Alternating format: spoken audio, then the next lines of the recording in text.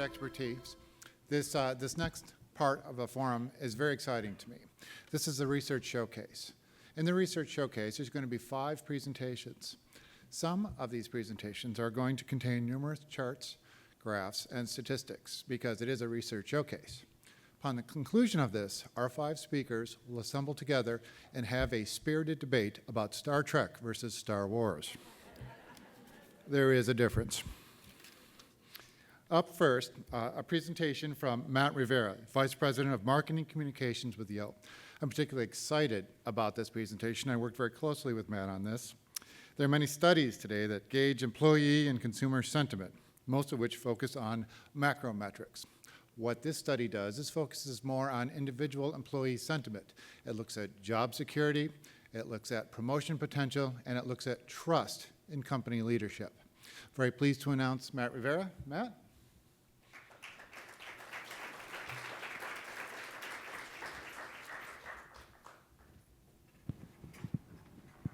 Thanks, Bill. Appreciate it. Good afternoon, everyone. It's great to be with you today. Yo is a leading provider of RPO and MSP solutions. We're happy to be number 8. I think we made the list for MSP solutions all 4 years, so we're pretty proud of that. Go team. Today, I want to talk to you a little bit about the research that we're doing with HRO today that I think will be an interesting data point as we go forward.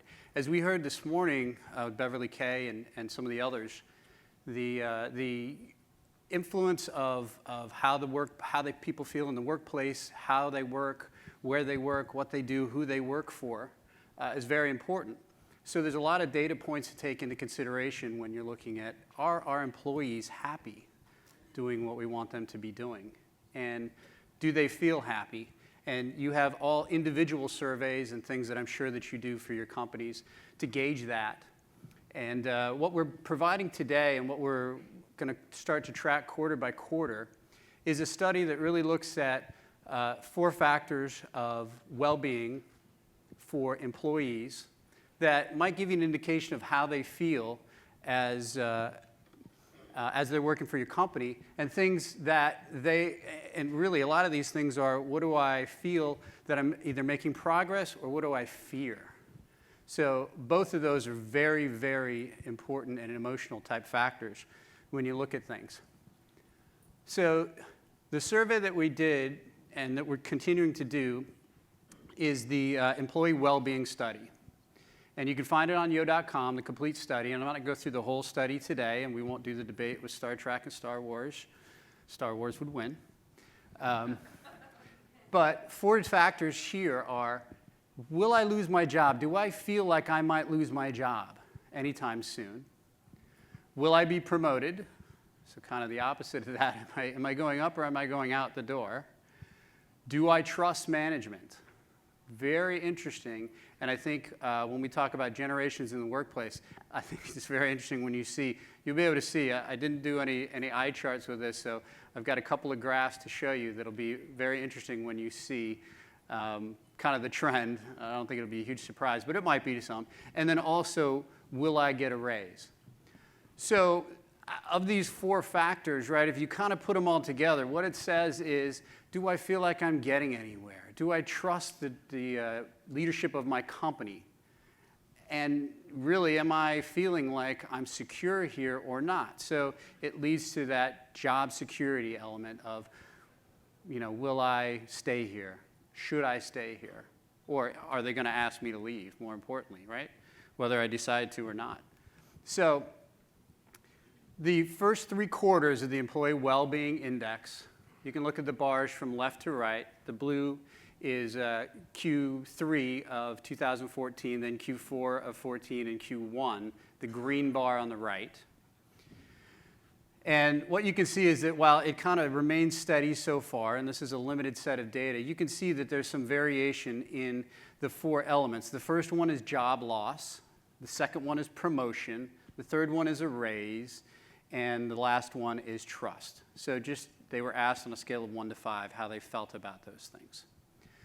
And so you can see there's been a little bit of a bump since the end of the year, and you can imagine, right? So at the beginning of the year, you might either feel very optimistic or very pessimistic. You might be looking for a job because you want to get out of there, or you might say, well, things look like they're going pretty well. So as far as job loss, that's kind of up just a little bit.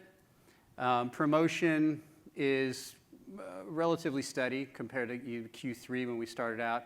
And trust is rising, and whether I'm going to get a raise, and that was the 3% raise, a pretty marginal raise or cost of living type raise. So let me just give you 4 data points that I think might be interesting and take them kind of with a lot of the things we've heard this morning that might be interesting on how you deal with your workforce, because this is a diverse workforce we're dealing with today, right?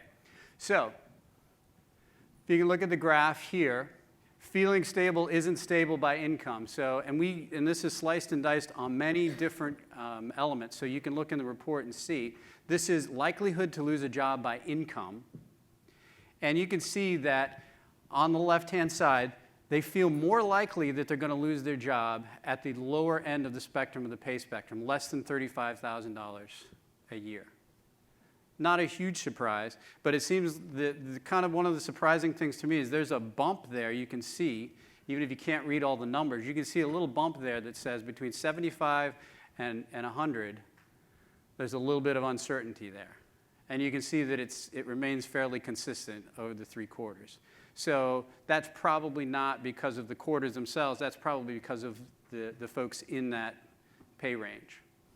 So the interesting thing there is that as they stay on, as they kind of go up in pay rate, they feel kind of comfortable in a mid-range there, but then it gets a little bit uncertain for a little while, and it makes sense. So when you're in that mid-range, you're not sure whether you're going up or you're going out or you're going sideways or where you're going.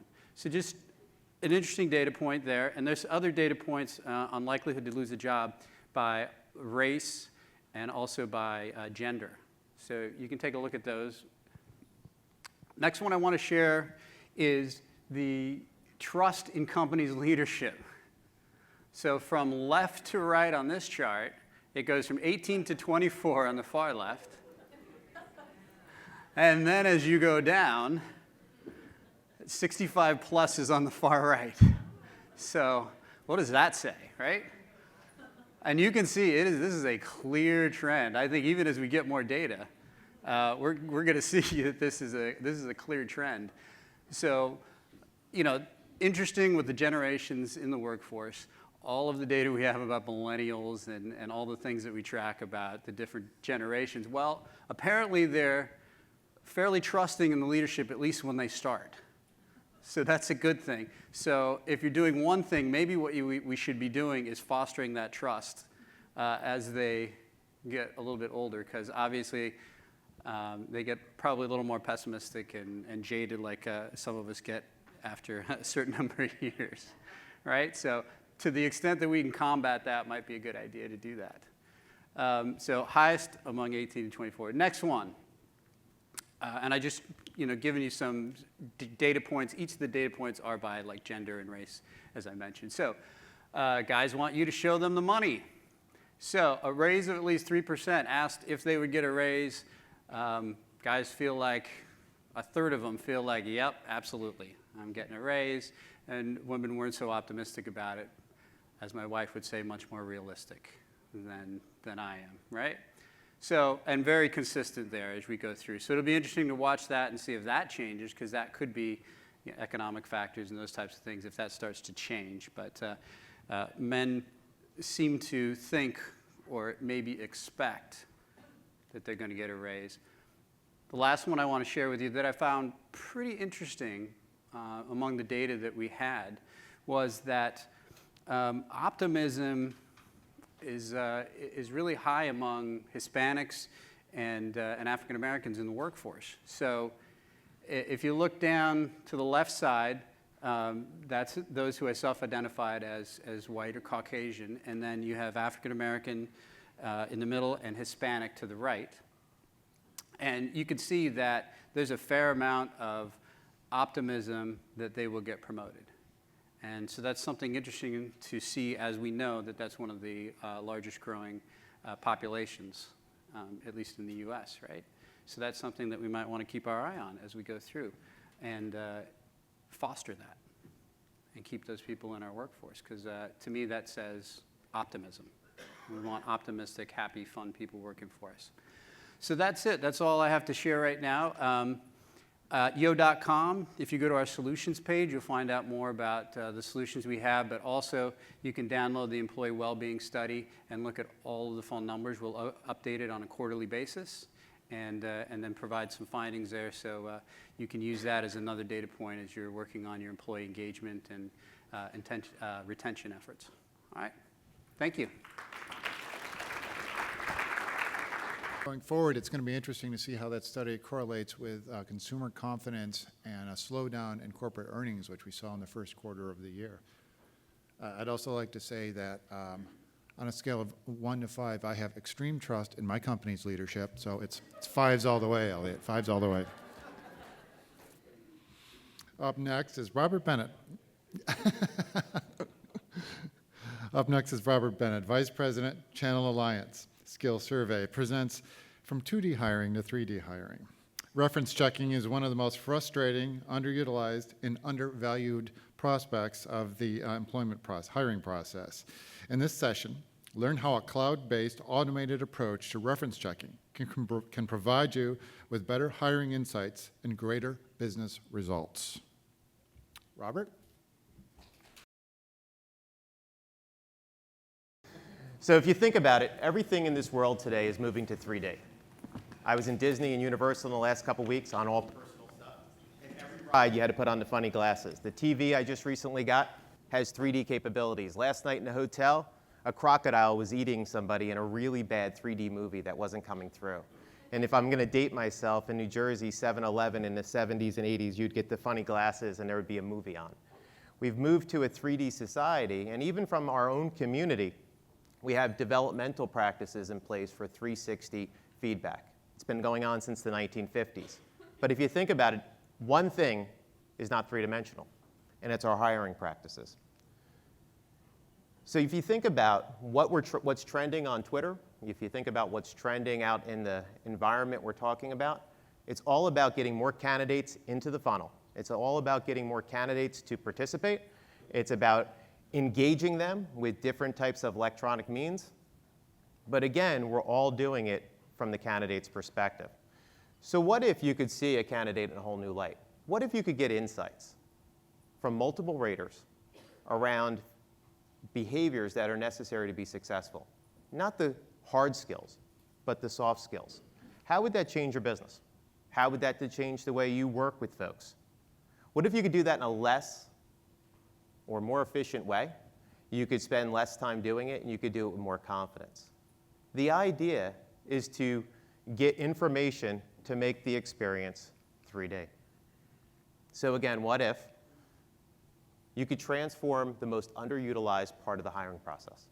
You could take that and get insights to benefit your own organization and be able to leverage that to become more predictive in what you do.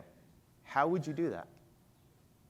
So when we're all talking about talent, everybody wants the right person.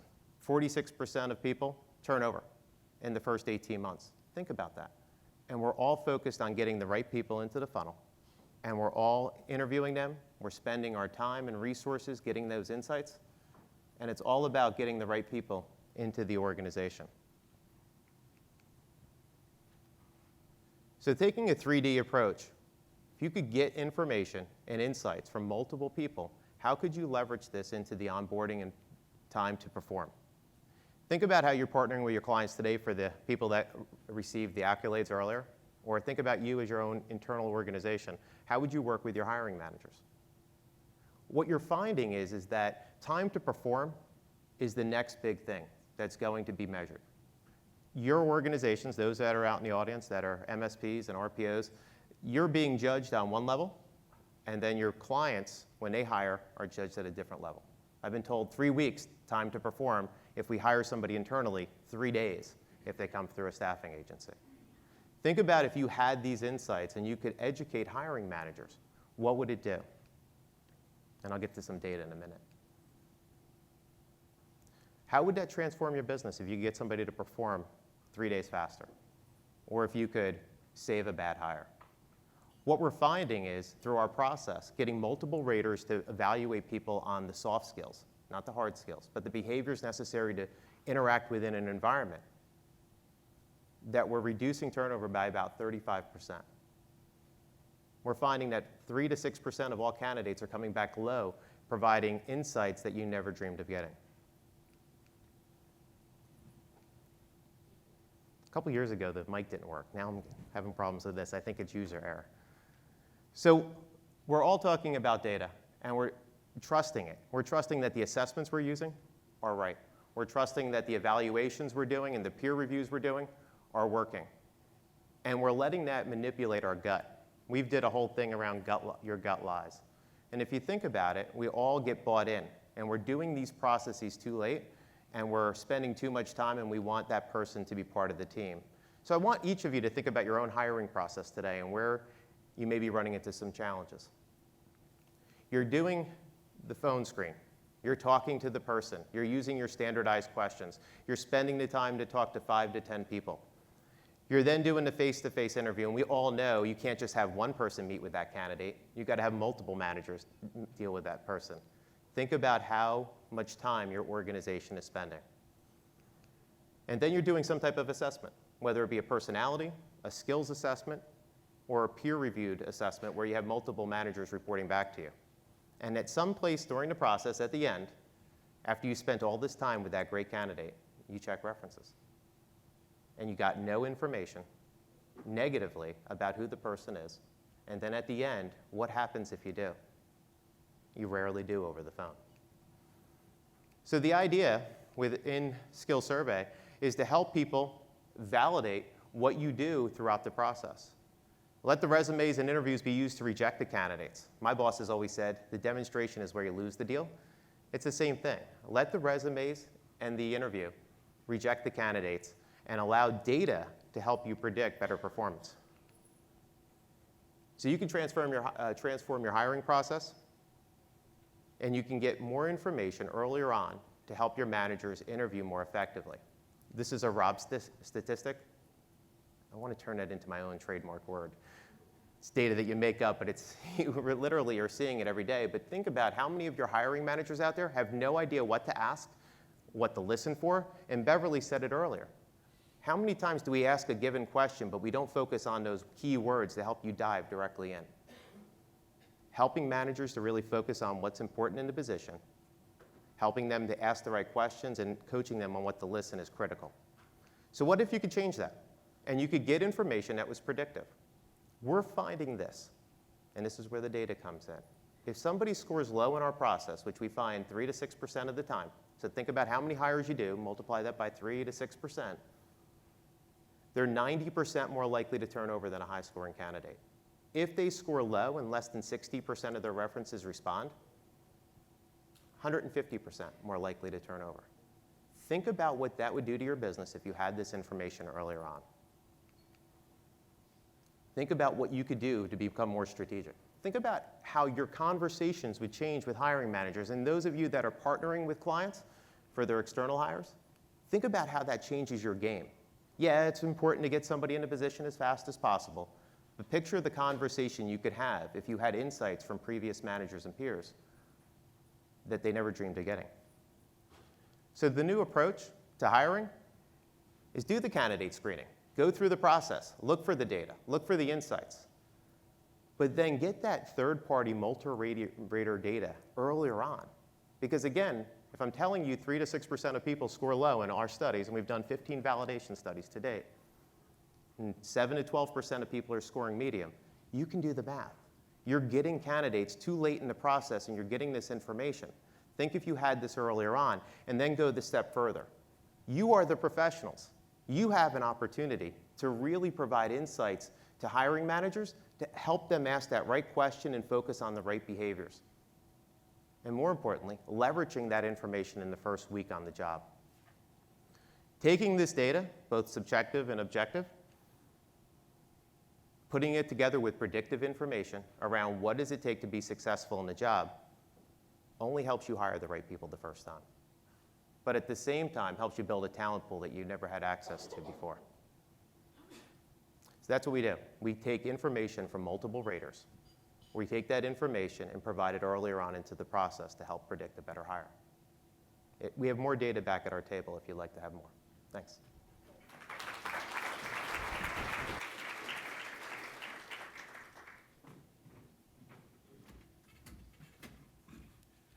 A few years back, before I became involved in this industry, I was asked to complete a skill survey candidate evaluation. I found it a very comprehensive and interesting process. So I'd encourage you to get a demo from Robert. Plus, if you use it then and the candidate doesn't work out, you can blame somebody else. So, up next, Gene Zanos, CEO, MBO Partners. Forward-thinking HR leaders are taking more active roles in establishing safe and efficient independent contractor engagement practices. In this session, Adapting to the Project Economy, Gene explores the growth of the project economy and demonstrates next practices HR can use to find, evaluate, and engage independent talent. Gene?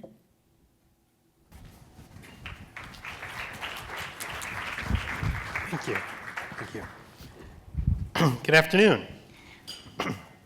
Isn't it an exciting time to be in the world of work today? There's a lot going on, and hopefully in the next few minutes, you're going to get some insights on why your organization, and certainly HR executives in the organizations, should be embracing an increasingly independent workforce. Only have a few minutes, so I'm going to just touch on a few things, but hopefully you'll get some insights. So let's see. There we go. So based on a survey we did with HR executives and HRO, when you look at asking HR executives, will they continuously use independent contractors going forward? 71% said yes. When you ask, will they need independent contractors strategically over the next 12 months, you have over 86% that say there'll be either an increase or stay the same. And then when you look at the strategy for companies that have over 10,000 employees, so rather large companies, you'll see that 65% say that contractor usage is strategic to their workforce planning. So for those of you that may not be familiar with our company, MBO Partners, we help organizations engage with their independent contractors in a kind of a convenient and compliant, legally compliant way. We've worked with hundreds of enterprise organizations, and we've got a lot of experience and understand the needs from both ends as to what it takes to build a management program for freelancers, independent contractors, and even micro-servicepreneurs.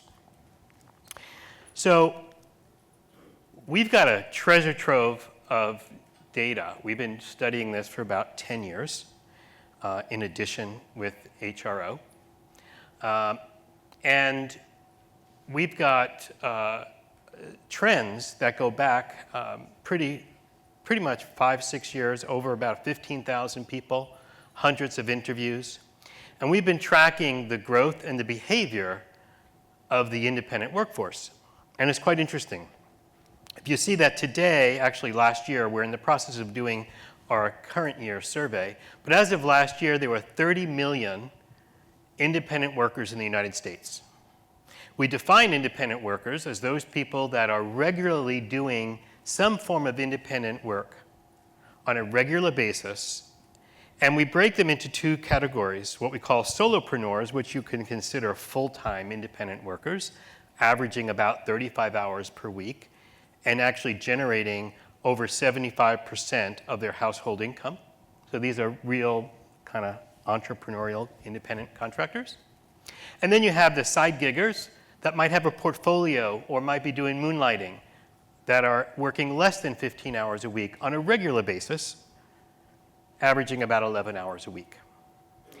If you take those projections as to the growth rate, by 2019, they're projected to be 40 million within the United States. And as you can see, it spans the generations. On average, these people have, the side giggers have about 6 years of experience. The solopreneurs have about 9 years of experience. And if you look at the ones that are making over $100,000 a year, you consider them high income earners or high talent, there's 2.7 million of them, and over the last 3 years, that grew 22%. So it's a significant part of our workforce, and it's a growing part of our workforce. And if you think it's cyclical, it's not. Only 13% of these people were forced into being an independent contractor, an independent worker. Over 82% are highly satisfied or satisfied with their work and will not go back to a full-time position. And when you ask them, are they happier, 49% say they have a better work-life balance, they're more in control, they're doing the work they want to do when they want to do it and where they want to do it. And about 38% are saying they're actually making more money.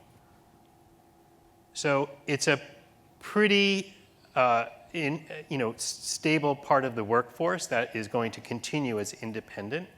And when you compare that to employee engagement, I'm sure as you know, employee engagement is down in the 30%. So it's a pretty dramatic, and technology is enabling it. The social contract between employer and employer has decreased, and that's enabling it. And certainly companies are finding it very valuable to just buy work rather than having to open up a position if they could buy work certainly on a project basis. So when you look at HR's role, and we ask the companies, is HR managing this segment of your workforce, which is somewhere between 55 and 50% of a company's workforce? And only 42% companies say HR is managing this. And the contractors are often lost because HR doesn't have the tools to know where they are. It's usually stuck in procurement. And when you look at where these people are working, they're working alongside your employees or working with your managers.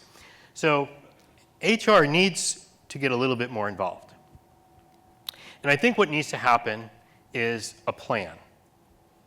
Don't wait for there to be an audit or for your general counsel to get involved and say, we need to fix this. There's all kinds of legislative and compliance issues.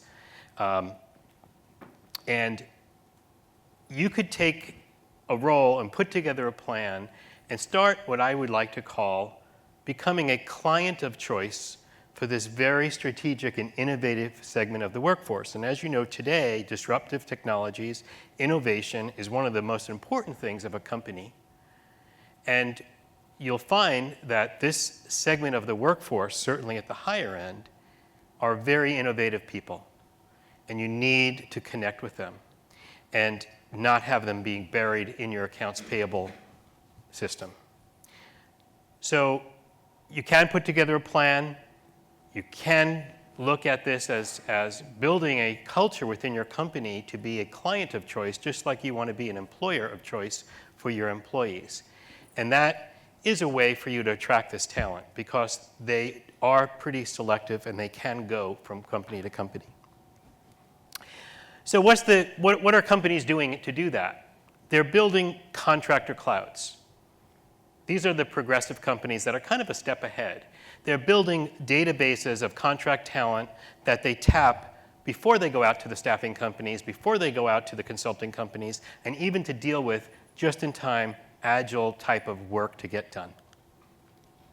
And you'll see that there's hundreds of marketplaces, occupational-based, industry-based, that are where the talent is parking their profiles. Sure, LinkedIn has a lot of them, but you'll see marketplaces that are really attracting workers that are wanting to work on a project basis and wanting to work on the type of work they want to do, and they're willing to do it generally for either an hourly basis, but a lot of them are looking to do it on a fixed price or statement of work basis, which is very attractive to your managers.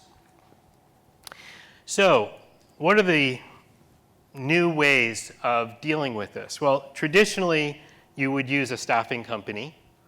That's the way the world worked for many years, to source and engage and deal with these contingent workers. Then we've seen over the years companies actually building their own internal recruitment capability to recruit these independent workers, but they really don't have a good way to engage with them, and they end up buried throughout your organization. Recently, you'll hear the term FMS providers, which are freelance management system providers that basically provide a way to manage the work of freelancers and independent contractors, to either source them or build that database, but they really haven't advanced yet to understanding how to truly engage with these workers to deal with certainly a large company's requirements. So we believe there's kind of a future next step, which we call a Contractor Cloud, which basically has the full curation, engagement, and a risk management process that's integrated into your organization, but it needs to be led by your organization. And you need to define how you're going to engage with these people and then tap into this whole ecosystem of independent workers. And finally, if you look at this little chart here, which on the bottom left, you have freelance marketplaces, which are just marketplaces, which are really geared towards kind of low-cost tasks, and they generally don't have any engagement capabilities at all. Those are for low tasks. You generally have a higher risk. Your managers are probably using that. Obviously, you have your staffing firms that you could use for your mitigating your risk and integrating into your processes. And then with a lot of these independent workers, of which there's 30 million of them out there, a lot of times your managers are going out and finding them on their own. They're people they know and so forth. So managers are sourcing these contractors, but they don't have an engagement tool. And they're going to all these different platforms and on LinkedIn. And again, it's kind of a maverick way of doing things. So we believe if you build this Contractor Cloud, which is a more organized, planned way of tapping into this workforce, you'll be able to manage this new way of work. And I hope that gave you a little insight. We have a treasure trove of data. If you either go to our website or just email me at Gene@MBO Partners, be glad to put you on our list. We have a new report coming out, and we always have more and more of these. So hopefully that was beneficial, and thank you very much. One of the statistics that Gene didn't mention is that over the course of the next 3 years, 94% of corporations will be relying on independent contractors exclusively for their HR departments. Actually, I made that up. I wanted to see if you were still listening. Heard an audible gasp when I said that. Up next, Andrew Zarkadis, Managing Director, Guidon Group.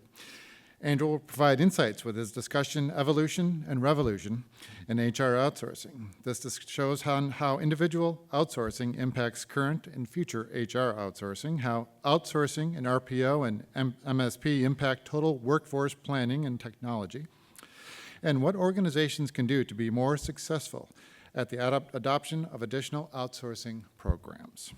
Andrew?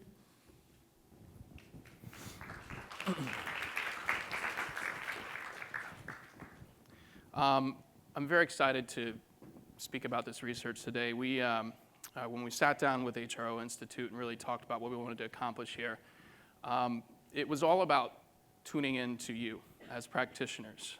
And this is not going to be necessarily a data-based piece today. It's more about listening to what we learned.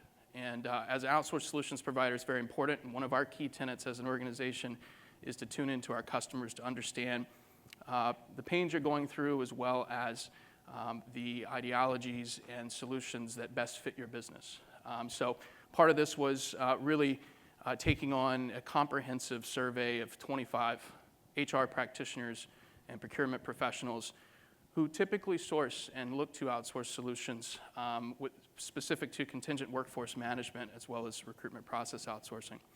There's been many studies done on the macroeconomic level. There's been many pundits out there. There's many opinions, but very few that have been focused around the microeconomic area when it comes to the key internal recruitment functions and how it spreads over time.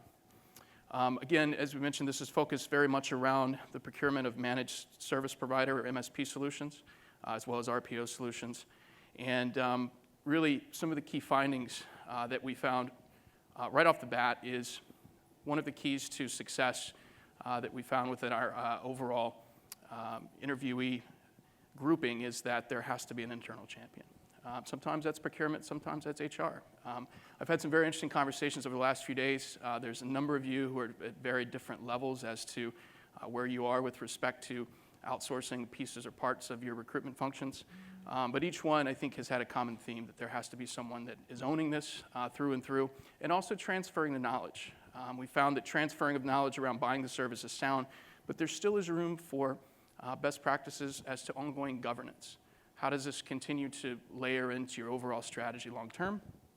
And there continues to be a proliferation of bifurcation between permanent and contingent hiring across the board. We're seeing more of this come together now.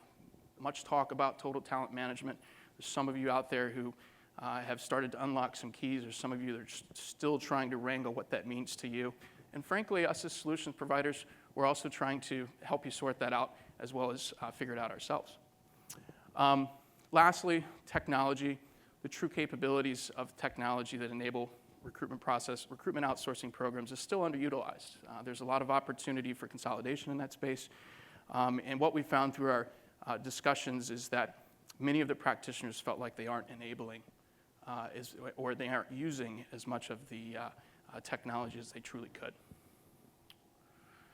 So there's really three generations to this, and I think as we saw the results of this come out, we really saw it as we've evolved as people too. The first generation really is based around we don't know what we don't know, and simply experiencing and trying to go different directions with your outsourcing strategy helps develop that strategy over time for you specifically.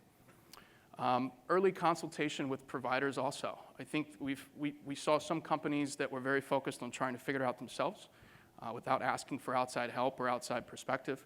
And the ones that were more successful in adoption early on were the ones that went outside and looked at the options that were available and had open discussions about what would fit their business appropriately. Savings overall should be secondary to really gathering the troops, consistency, and compliance throughout your organization.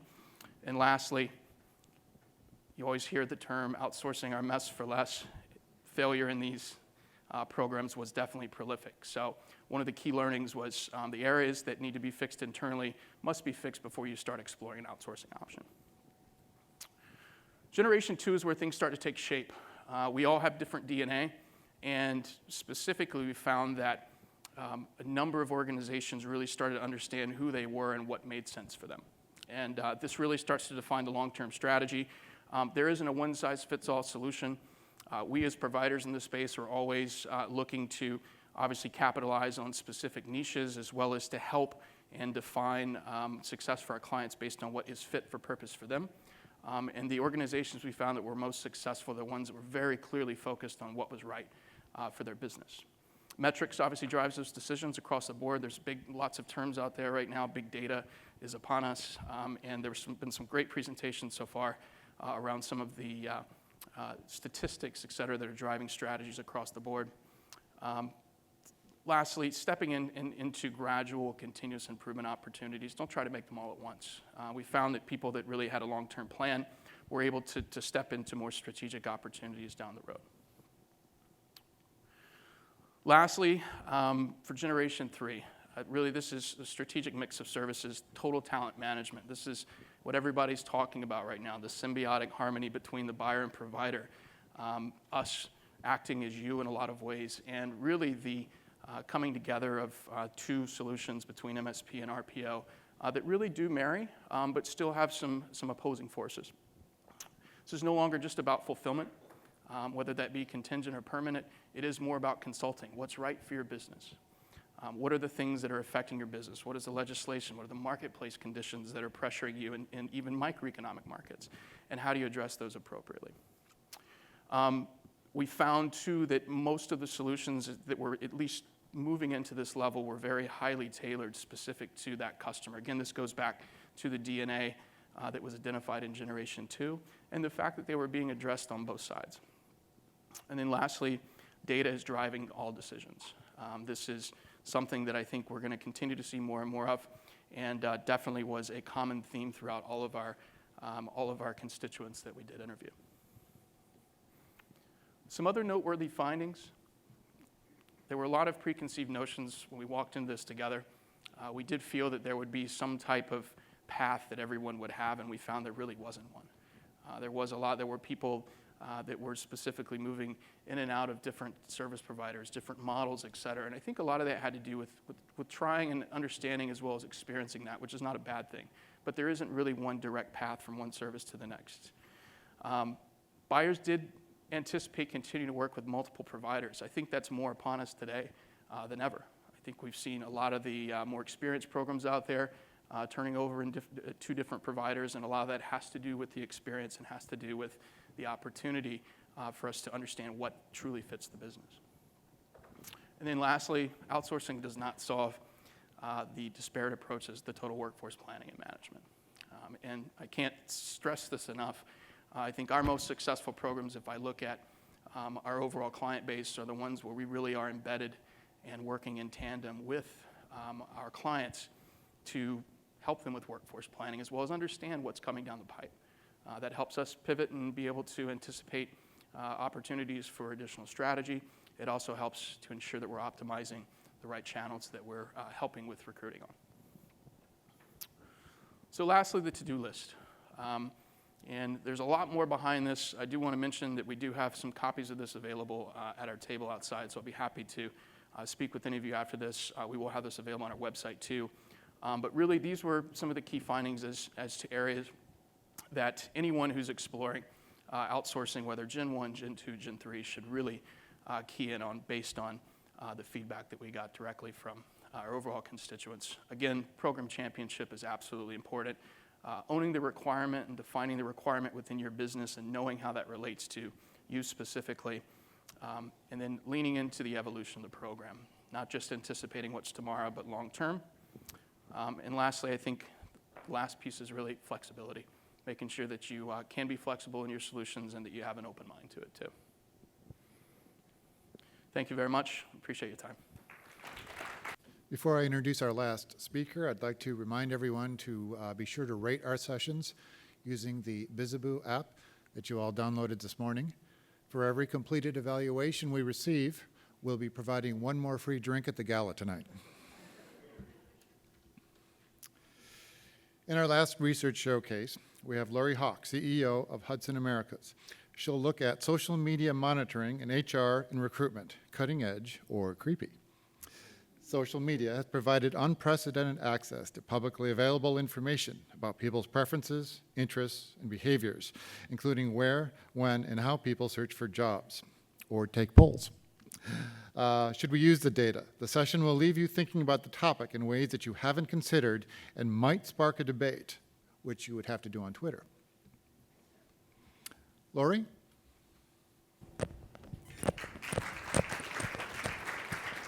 So thank you for having me today. It's a pleasure to be with you all. On behalf of Hudson Americas, and most specifically Hudson RPO, we thank you very much for your notation as a Baker's Dozen winner this year. So thank you very much for that. So as discussed, we're going to talk about social media monitoring and whether or not we think it's cutting edge or over the edge or creepy. But before we do that, let's talk a little bit about where we've been, the digital landscape over 10 years. and the impact on us in the most recent. So let's start with Facebook and the fact that in February 2005, it had its first anniversary and really was only used by college students at the time. Or YouTube, which was just launched as Facebook recognizes its first anniversary. Or LinkedIn, where at the time it had 1.6 million members and was just launching its first job search offering. Or Twitter in March of 2005, when the world was invited to tweet. Or when Apple in June of 2007 launched the first iPhone and the world was introduced to smartphones. It wasn't until 3 years later, in 2010, that the iPad was actually introduced to all of us. And then, of course, it seems like not that long ago, but social activity wasn't that prevalent back then. Only 20% of adults had a social profile at the time. So let's skip ahead and see what the world of social media and the impact it's had on us in, say, 10 years. So the digital landscape now. Facebook. 1.39 billion users, introduced and celebrated the fact that they have 1 million web pages accessed based on their login Facebook feature. YouTube, this was probably the most interesting to me. There's 300 hours of video uploaded to YouTube every minute. So to put that into perspective, right, we upload more video to YouTube in a month than US TV stations air in their entire lifetime. LinkedIn jumped from 1.6 million users to 332 million users.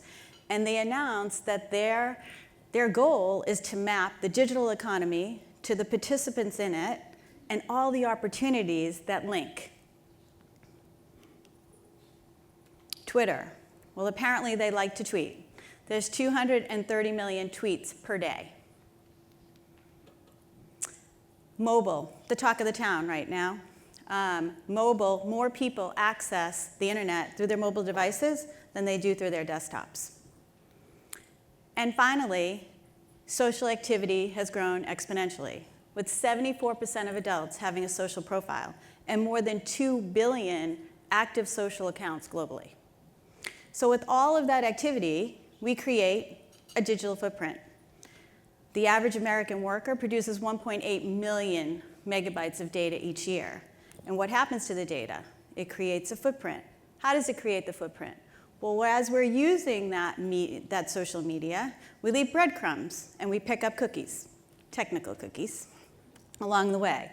That creates data that an analyst uses, or a marketer uses, or an advertiser uses, in order to create a very rich, detailed profile on each one of us.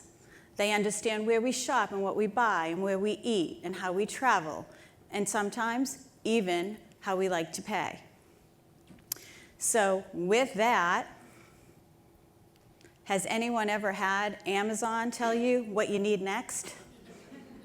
So what happens is the marketeers then feed that information back to you, relevant data, at just the right time. So how is this made so easy? Well, we like things on Facebook. We check in online, giving our location.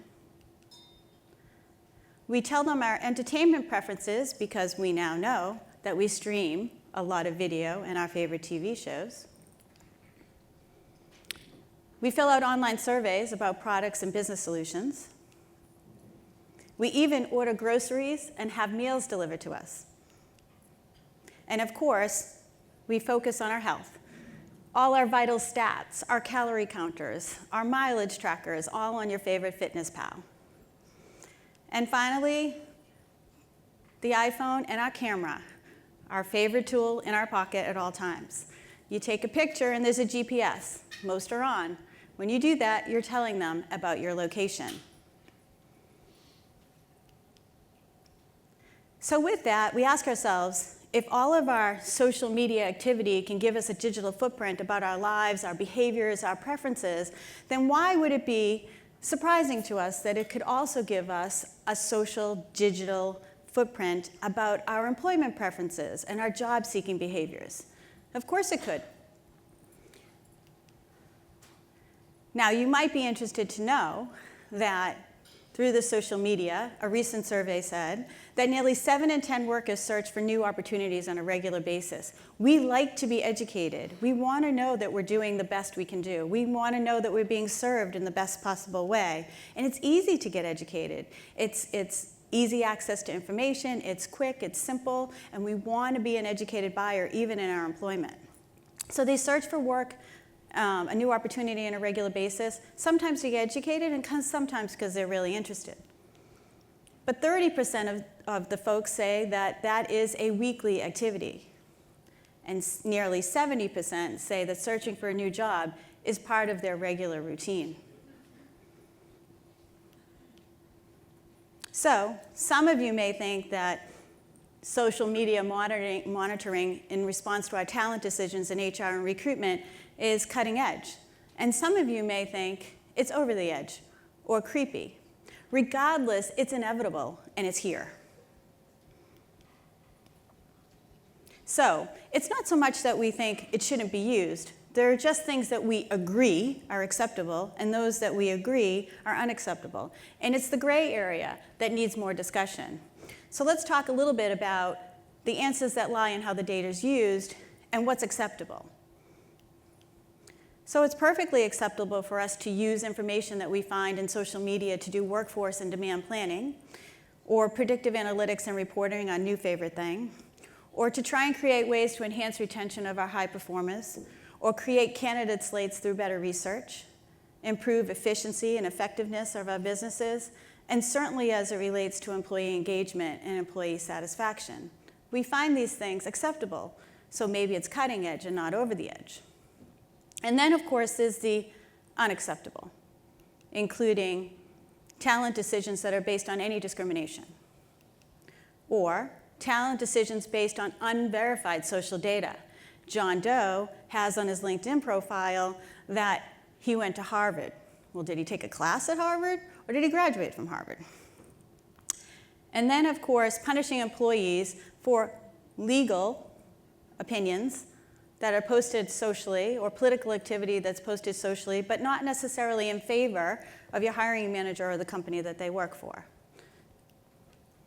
And then we get to the gray, the undefined, the less discussed. So identifying blind references. Some might say that that's fair, others may say it's not. We use social media to find those references to do that blind referral, right? We might find that it's fair for some roles, but not for others. Fair, unfair, cutting edge, or not. And then we talk about the data as it relates to one individual versus aggregate data of a group. And here's what's really important about this.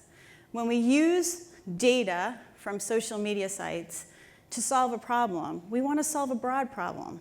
And we want to use technologies that allow us to do that. We want to understand the job-seeking behavior and the employment preferences of a broader population, whether that be a skill set or geography or a facility, right? Not necessarily that of one. There are technologies out there that can help us do that.